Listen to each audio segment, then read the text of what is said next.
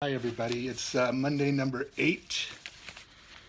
That was a tough weekend for me. The last one is feeling cooped up. I'm going to read some poems from my youth that appeared in the Roarshock Page, my literary flyer that I put out myself sometimes.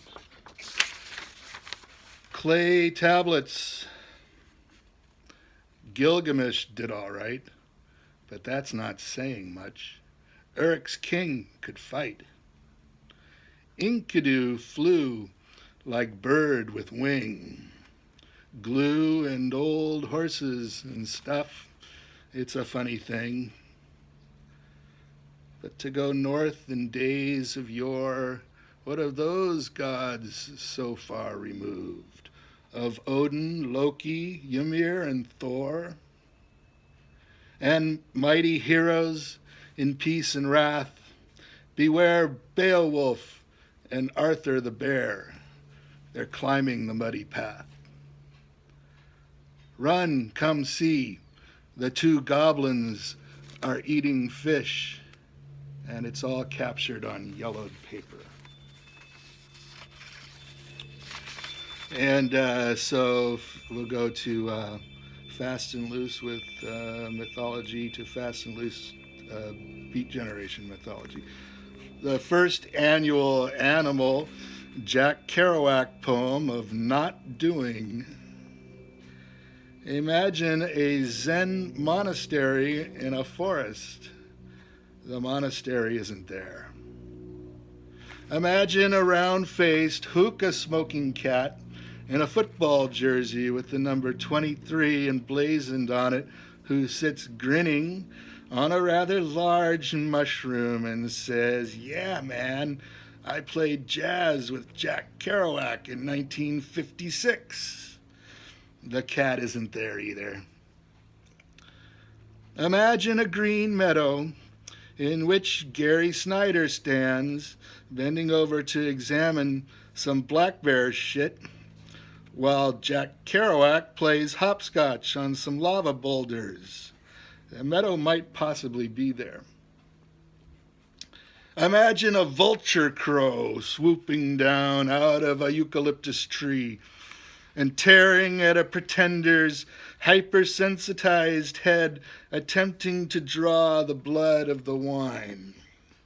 The vulture crow is most definitely there. Really realize in your mind's eye a smoky, seamy apartment with sweet wine bottles falling over chairs and coughing and confusion, and a picture of a Zen monastery in a forest hanging off the wall. The picture is really there, off the wall. And different. Here's a desperate inspiration. This useless exercise in poetry, feeling September fog seeping through my grandfather's coat, mists and ships of the red and white fleet circling around the Alcatraz rocks. Excellent view from the Art Institute Cafe, where students and teachers have entered and returned for the fall semester. 2 blocks away, my daughter started kindergarten at Yickwo Alternative Elementary School. Everyone has purpose, vision, and goals, ways to fill their time, but I don't. With rare, real luck or desperate inspiration, I might write a few lines of poetry, damp, gray line like the fog hugging the Marin and Sonoma shores, all burned off by noon.